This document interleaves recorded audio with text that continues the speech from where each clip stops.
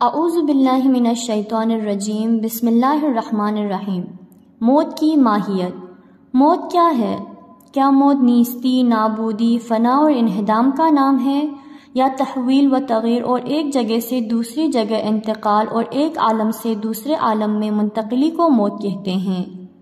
یہ سوال شروع سے بشر کے سامنے تھا اور ہر شخص اس کا براہ راست جواب جاننا چاہتا ہے یا دیے گئے جوابات پر ایمان اور اعتقاد پیدا کرنا چاہتا ہے۔ ہم مسلمان قرآن پر ایمان اور اعتقاد رکھتے ہیں، اس لیے اس سوال کا جواب بھی قرآن ہی سے حاصل کرتے ہیں اور جو کچھ اس نے اس بارے میں کہا ہے اس پر ایمان رکھتے ہیں۔ قرآن کریم نے موت کی ماہیت سے متعلق ایک خاص عبارت میں خصوصی جواب دیا ہے۔ قرآن کریم نے موت کے بارے میں لفظ توفیٰ استعمال کیا ہے اور موت کو توفیٰ قرار دیا ہے۔ توفیٰ اور استعفاء دونوں کا مادہ وفا ہے۔ جب کوئی کسی چیز کو پورا اور کامل طور پر بغیر کم و کاست کے حاصل کر لے تو عربی میں اس کے لیے لفظ توفیٰ استعمال کیا جاتا ہے۔ عربی میں توفیت المال کا مطلب ہے کہ میں نے تمام مال بغیر کمی بیشی کے پا لیا۔ قرآن کریم کی 14 آیات میں موت کے لیے لفظ توفیٰ استعمال ہوا ہے۔ ان تمام آیات سے یہی سمجھا جاتا ہے کہ موت قرآن کی نظر میں قبضے میں لینا ہے، یعنی انسان موت کے وقت اپنی تمام شخصیت اور حقیقت سمیت اللہ کے بھیجے ہوئے فرشتوں کی تحویل میں چلا جاتا ہے اور وہ انسان کو اپنے قبضے میں لے لیتا ہے۔ قرآن کے اس بیان سے ذیل کے مطالب اخذ ہوتے ہیں۔ الف، مرگ نیستی، نابودی اور فنا نہیں، بلکہ ایک عالم سے دوسرے عالم کی طرف انتقال ہے اور ایک زندگی سے دوسری زندگی کی طرف منتقلی ہے، جس سے حیات انسانی ایک اور شکل میں جاری رہتی ہے۔ ب، وہ چیز جو انسان کی حقیقی شخصیت کو تشکیل دیتی ہے اور اس کی حقیقی میں خودی شمار ہوتی ہے، وہ بدن اور اس کے مختلف حصے وغیرہ نہیں، کیونکہ بدن اور اس کے اعضاء کسی اور جگہ منتقل نہیں ہوتے بلکہ رفتہ رفتہ اسی دنیا میں گل سٹ جاتے ہیں۔ جو چیز ہماری حقیقی شخصیت کو بناتی ہے اور ہماری حقیقی میں سمجھی جاتی ہے، وہی ہے جسے قرآن میں کبھی نفس اور کبھی روح سے تعبیر کیا گیا ہے۔ جیم، روح یا نفس انسانی جیسے انسان کی شخصیت کا حقیقی معیار قرار دیا گیا ہے اور جس کی جاودانی ہی سے انسان جاوداں ہے اور مقام اور مرتبہ کے لحاظ سے مادہ اور مادیات کے افق سے بہت بالا ہے۔ روح یا نفس اگرچہ طبیعت کے کمال جوہری کا ماحصل ہے، لیکن چونکہ طبیعت جوہری تکامل کے نتیجے میں روح یا نفس میں تبدیل ہوتی ہے، لہٰذا اس کا مرتبہ اور حقیقی مقام تبدیل ہو جاتا ہے اور وہ ایک اعلیٰ سطح پر قرار پاتی ہے، یعنی اس کی جنس کو ماورا طبیعت عالم سے شمار کیا جاتا ہے۔ موت کی وجہ سے روح یا نفس عالم مادی سے عالم روح کی طرف منتقل ہو جاتی ہے۔ دوسرے لفظوں میں موت کے وقت اس ماورا مادہ حقیقت کو واپس اپنی تحویل میں لے لیا جاتا ہے۔ قرآن کریم کی بعض ایسی آیتیں جن میں انسانی خلقت کے بارے میں گفتگو کی گئی ہے اور وہ معادہ اور اخروی زندگی سے متعلق نہیں، اس چیز کی نشاندہی ہے کہ انسان میں آب و گل کی جنس سے ماورا ایک اور حقیقت موجود ہے۔ آدم اول کے بارے میں ارشاد ہوتا ہے وَنَفَخْتُ فِيهِ مِن رُوحِي، سورہ حجر آیت 29، ہم نے اپنی روح سے اس میں پھونکا۔ روح، نفس اور موت کے بعد روح کی بقا کا مسئلہ معارف اسلامی کے بنیادی مسائل سے ہیں۔ ناقابل انکار معارف اسلامی کا تقریباً نصف حصہ روح کی اصالت، بدن سے اس کا استقلال اور موت کے بعد روح کی بقا پر ہے۔ جس طرح سے انسانیت اور حقیقی انسانی قدریں بھی اسی حقیقت پر استوار ہیں اور اس کے بغیر یہ سب چیزیں وہم محض ہی ہیں۔ تمام ایسی قرآنی آیات جو موت کے فوراً بعد زندگی پر صراحتاً دلالت کرتی ہے، سب اس بات کی دلیل ہیں کہ قرآن روح کو بدن سے مستقل اور فنا بدن کے بعد اسے باقی تصور کرتا ہے۔ ان میں سے بعض آیات کا تذکرہ بعد میں کیا جائے گا۔ بعض لوگوں کا نظریہ ہے کہ قرآن کی رو سے روح یا نفس کچھ بھی نہیں، انسان مرنے کے بعد ختم ہو جاتا ہے، یعنی موت کے بعد شعور، ادراک، خوشی و تکلیف نام کی کوئی چیز باقی نہیں رہتی۔ البتہ جب قیامت کبریٰ کا وقوع ہوگا اور انسان کو نئی زندگی ملے گی، تب انسان اپنا اور دنیا کا شعور پائے گا۔ لیکن وہ آیات جو صراحتاً موت کے فوراً بعد کی زندگی کو بیان کرتی ہے، اس نظریے کے باطل ہونے پر قطعی دلیل ہیں۔ ان لوگوں کا خیال ہے کہ روح کے قائلین کی دلیل صرف قل الروح من امر ربی والی آیت ہے۔ ان لوگوں کا کہنا ہے کہ قرآن میں کئی جگہ لفظ روح استعمال ہوا ہے، اس سے مراد کچھ اور ہے۔ یہ آیت بھی اسی معنی پر دلالت کرتی ہے۔ یہ لوگ نہیں جانتے کہ قائلین روح کی دلیل یہ آیت نہیں بلکہ تقریباً 20 دوسری آیات ہیں۔ البتہ یہ آیت دوسری آیات کی مدد سے جن میں روح کا ذکر مطلق آیا ہے یا روح کے ساتھ اور کوئی چیز اور کوئی قید جیسے روحنا، روح القدس، روحی، روح من امرنا وغیرہ، لیکن اسی طرح سے انسان کے بارے میں نازل شدہ آیات وَنَفَخْتُ فِيهِ مِن روحِ بھی نشاندہی کر رہی ہے کہ قرآن کی نظر میں ایک حقیقت ایسی موجود ہے جو ملائکہ اور انسان سے اعلیٰ و رافع ہے، جسے روح کہتے ہیں۔ ملائکہ اور انسان کی واقفیت امری یعنی روح اسی کے فیض اور اذن کا نتیجہ ہے۔ روح سے متعلق تمام آیات اور آیت وَنَفَخْتُ فِيهِ مِن روحِ جو انسان کے بارے میں نازل ہوئی ہیں، نشاندہی کر رہی ہے کہ انسانی روح ایک غیر معمولی حقیقت ہے۔ تفسیر المیزان جلد 13 صفحہ 195۔ آیت وَقُلْ رُوحٌ مِّنْ أَمْرِ رَبِّي اور جلد 3 صفحہ 275 آیت یوم یقوم الروح والملائکہ صفحہ کی تفسیر دیکھیے۔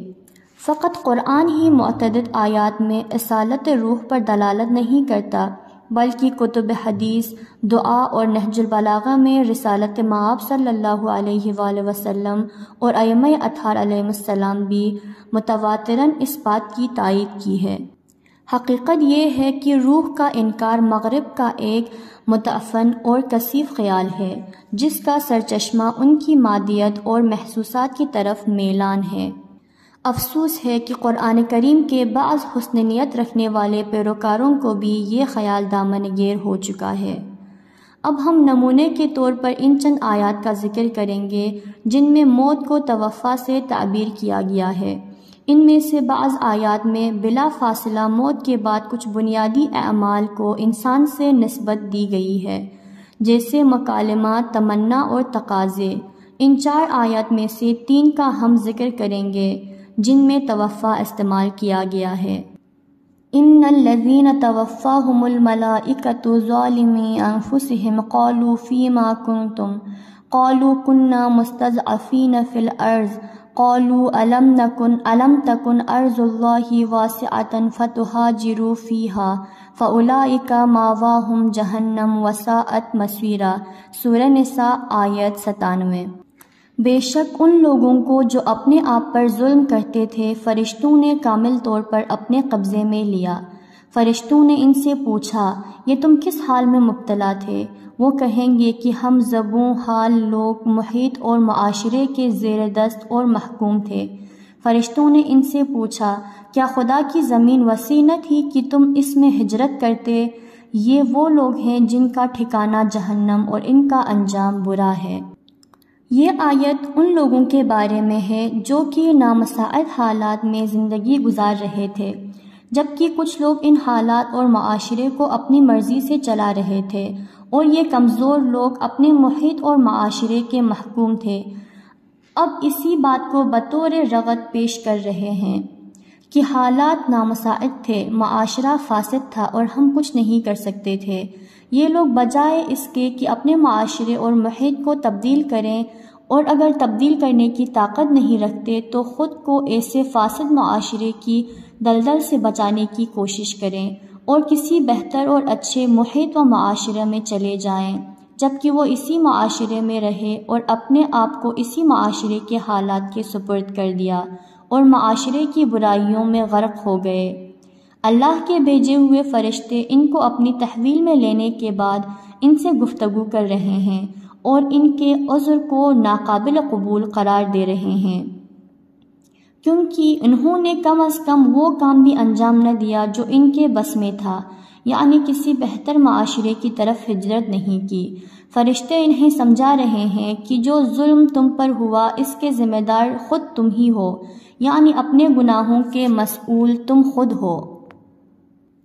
قرآن کریم اس آیت میں ہمیں یاد دلا رہا ہے کہ کسی معاشرے میں بے چارگی اور ناتوانی قابل قبول عذر نہیں بن سکتی، مگر یہ کہ ہجرت اور کسی اور علاقے میں چلے جانے کے دروازے بھی بند ہوں، جیسا کہ نظر آ رہا ہے اس آیت کریمہ میں موت کو، کہ جو ظاہر میں نیستی، نابودی اور ختم ہونا ہے، توفع یعنی تحویل میں لینے اور مکمل طور پر پا لینے سے تعبیر کیا گیا ہے، اور نہ صرف یہ تعبیر بلکہ باقاعدہ طور پر موت کے فرشتوں اور انسان کے درمیان مکالمہ، گفتگو اور احتجاج کے بارے میں بات ہو رہی ہے۔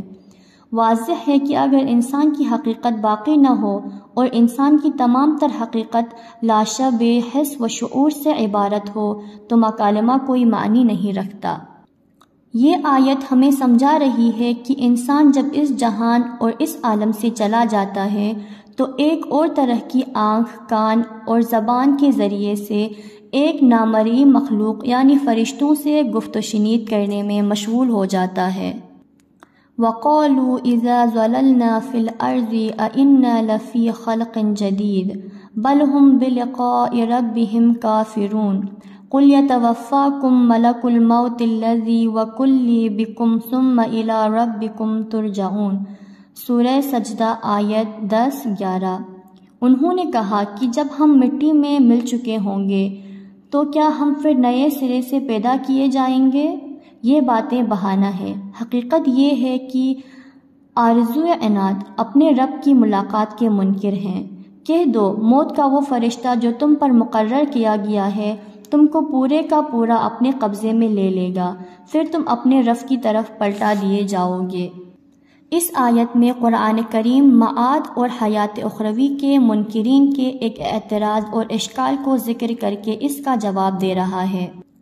اشکال یہ ہے کہ موت کے بعد ہمارا ہر ذرہ نابود ہوگا اور ہمارا کوئی نشان باقی نہیں رہے گا، تو پھر یہ کیسے ممکن ہے کہ ہم نئے سرے سے پیدا کیے جائیں؟ قرآن ان اعتراضات کو عذر روئے عناد اور انکار بہانہ بازی قرار دیتے ہوئے کہتا ہے کہ تمہارے مدعا کے برعکس تمہاری حقیقت اور واقعیت نہیں، واقعیت وہ نہیں جسے تم سمجھتے ہو کہ مٹ جاتا ہے، بلکہ تم تو اپنی تمام تر حقیقت اور واقعیت کے ساتھ اللہ کے فرشتے کی تحویل میں چلے جاتے ہو۔ معترضین کے فنا اور نابود ہونے سے مراد یہ ہے کہ ہمارے بدن کا ہر ذرہ اس طرح بکھر جاتا ہے کہ اس کا کوئی اثر باقی نہیں رہتا، پھر ایسے بدن کو دوبارہ کیسے زندہ کیا جا سکتا ہے؟ عیناً یہی اعتراض یعنی اجزائے بدن کا متفرق اور گم ہو جانا قرآن کریم کی دوسری آیات میں بھی مذکور ہے، اور اس کا دوسرا جواب بھی دیا گیا ہے، وہ یہ کہ اس طرح کا گم ہونا آپ کی نظر میں گم ہونا ہے، بشر کے لیے مشکل بلکہ ناممکن ہے کہ ان ذرات کو جمع کر لے، مگر خدا کے لیے مشکل نہیں جس کا علم قدرت لامتناہی ہے۔ مذکورہ آیات میں منکرین کی گفتگو براہ راست اجزائے بدن کے بارے میں ہے کہ کیسے اور کہاں سے جمع ہو سکیں گے، لیکن یہاں اور جواب دیا ہے، کیونکہ یہاں سوال صرف یہ نہیں کہ اجزائے بدن نابود ہوں گے اور ان کا کوئی نام و نشان نہیں ملے گا، بلکہ یہ بھی ہے کہ اجزائے بدن کے گم ہو جانے سے ہم گم ہو جائیں گے اور پھر میں اور ہم کا وجود کہیں نہیں رہے گا۔ دوسرے لفظوں میں متعرضین کا اشکال یہ ہے کہ اجزائے بدن کے نابود ہونے سے ہماری حقیقت واقعہ معدوم ہو جائے گی۔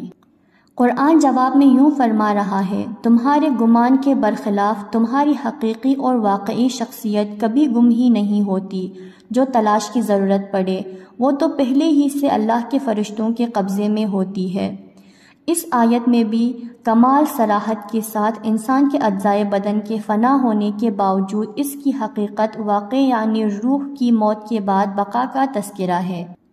اللہ یتوفی الانفس حین موتها والتی لم تمت فی منامها فیمسک التی قضى علیها الموت ویرسل الاخرى الی اجل مسمى ان فی ذلک لآیات لقوم یتفکرون۔ سورہ رمز آیت 42۔ خداوند عالم نفسوں کو موت کے وقت اور جو بھی نہیں مرا اسے نیند کے موقع پر مکمل طور پر اپنے قبضے میں لے لیتا ہے، پھر جس پر وہ موت کا فیصلہ نافذ کرتا ہے اسے روک لیتا ہے اور دوسروں کو ایک معین وقت تک کے لیے واپس بھیج دیتا ہے۔ اس میں فکر کرنے والی قوم کے لیے بہت سی نشانیاں ہیں۔ یہ آیت نیند اور موت میں مشابہت کو بیان کر رہی ہے۔ زمینی طور پر بیداری اور اخروی حیات میں مشابہت کا بھی ذکر ہو رہا ہے۔ نیند خفیف اور چھوٹی موت ہے اور موت شدید اور بڑی موت ہے۔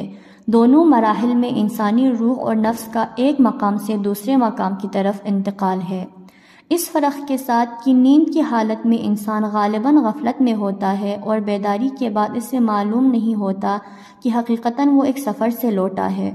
موت کی حالت کے برعکس کہ جس میں ہر چیز اس پر واضح ہوتی ہے۔